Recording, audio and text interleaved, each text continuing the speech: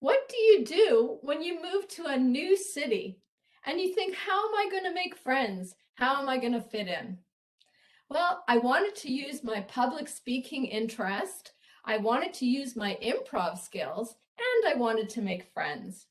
I had heard of Toastmasters, but I thought that's for people who have a fear of speaking in public. I didn't have a fear of speaking in public, so I thought this can't be for me.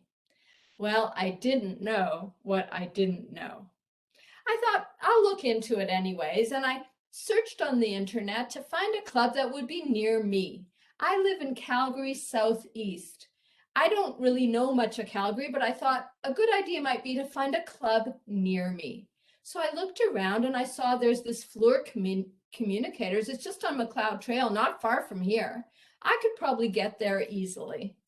I looked on the internet and I saw there's a person you could call for more information. Little did I know, I was about to meet two powerhouse Toastmasters that I hadn't known before, of course. I called up the amazing Matt Fox.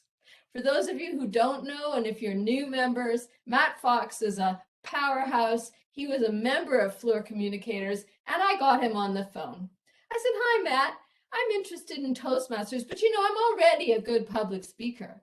He said to me, "Have you ever been evaluated?" And I said, "Evaluate what?" And he said, "Well, when you give a speech at Toastmasters, you get feedback of all the things you're doing well or not well or something you could improve in. I'm going to give you someone else to speak to that might help you out further. Why don't you call Irma Goosen, another amazing Toastmaster?" And I got Irma on the phone. And Irma said to me, Toastmasters could be for you, but why don't you look around? Don't just assume Fleur is the one for you. Try out different clubs. But I could read between the lines. Little did I know that Irma was VP membership. And she said, "Sure, go look around." But in the end, I came back to Fleur, which was just what she was thinking, and she signed me up.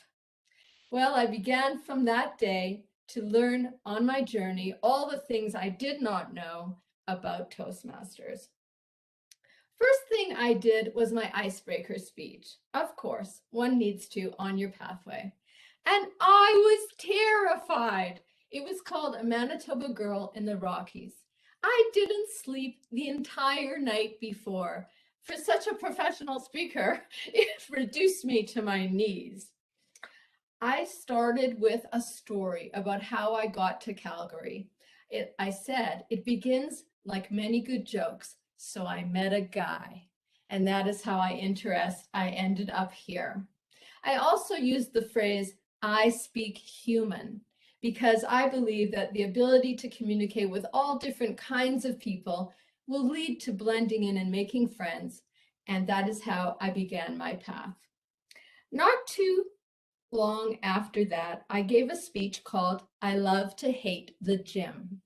In this speech, I was trying to learn about gestures and body movements. I was playing tennis in my speech.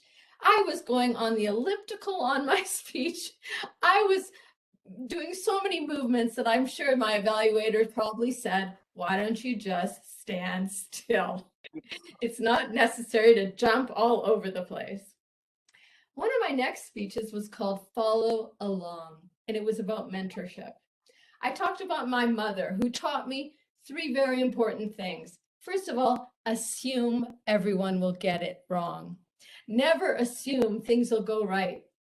This is a good thing to know because you're always prepared for the worst. But it's also a bad thing to know because you always expect the worst. My mother always taught me that it's never a wasted trip. Get in your car, go down, meet people in person, and you will not encounter any surprises that are negative. She also taught me to follow up. And I still to this day tell my son, my younger son, "Don't forget about the FU." And he says to me, "What's the FU?" "It's follow up. Don't forget to FU." And I teach him this, and he hopefully learns from it. I also had an amazing mentor in Irma Goosen. I know that Irma's here today. It's not a surprise, but I will tell you 3 of the things she taught me. First of all, she taught me that, you don't always have to stand in the center and that you can move from side to side, and that's okay. You can deliver your story straight on or you can move around. She taught me use the stage.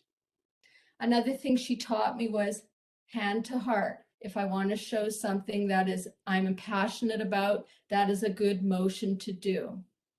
She also told me to slow down, but I haven't obviously learned that yet. But one thing she also taught me is so important.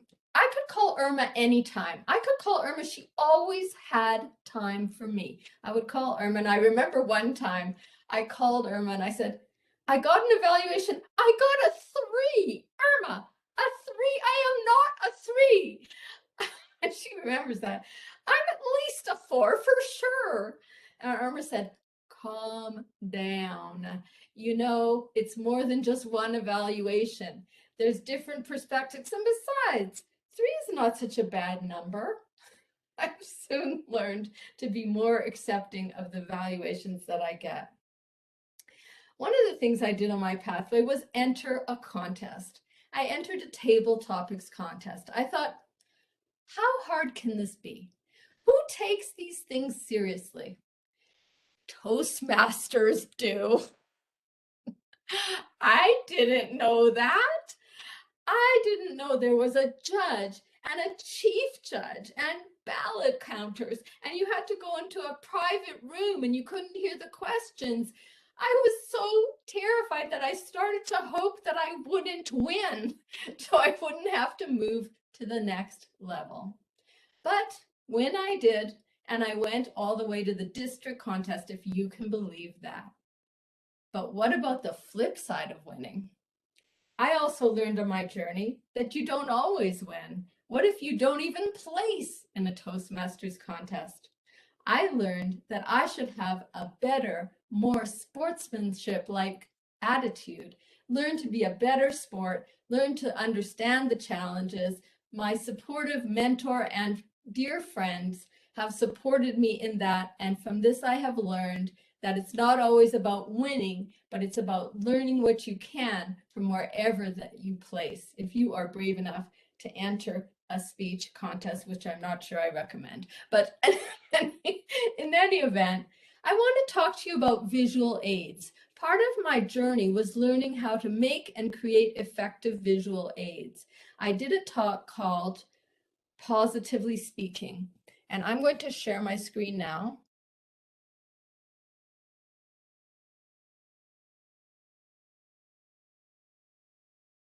And you can see this was a talk I gave about learning to make effective visual aids, and it was about learning how to give a speech with the aids.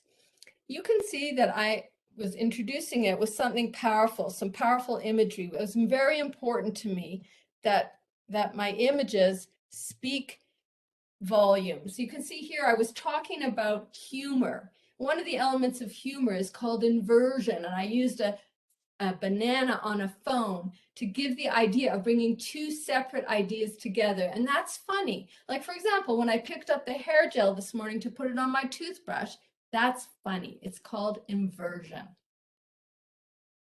Extrapolation is making things bigger than they are. If you tell somebody, I tried to call you twice, but instead said, I called you 100 times, that's extrapolation. And here I used a single image of the clown car. Suffering. Suffering is funny. I can't tell you why, but it makes people laugh. And here I used a simple image of a banana peel. And it's the same like when my husband looks at me and laughs when I'm brushing my teeth and I look like I have rabies because I have all this toothpaste coming down my face. That's suffering. And that image was to use a consistent theme using the banana to describe all those elements. Some of the other skills that I learned were how to shape and craft a speech. I learned about how to do an introduction that has a theme and how to have a body in the context of your topic, to stay with the kernel of your information, and then to round it back up so that at the end of it, you end up leaving with the concept you began with. I learned about looking into the camera, and speaking with honesty and sincerity. I also learned about body language. As you can see, I'm very engaged in moving around, but you shouldn't do too many movements or people won't even get the impact. I also learned to smile, which of course communicates an important message. Another part of my journey from the year was the Of the Year awards. I looked at the Rookie of the Year and I thought, how can I remember what I did last year? I can't even remember what I did yesterday. But I sat down and I thought, well, I think I did a few things. And in my memory, I remembered that I had attended a summer camp with Irma. We went to some other club's camp. That was a crazy thing to do. I also entered a speech contest at another club. That was another crazy thing to do. I also attended another club at noon hour.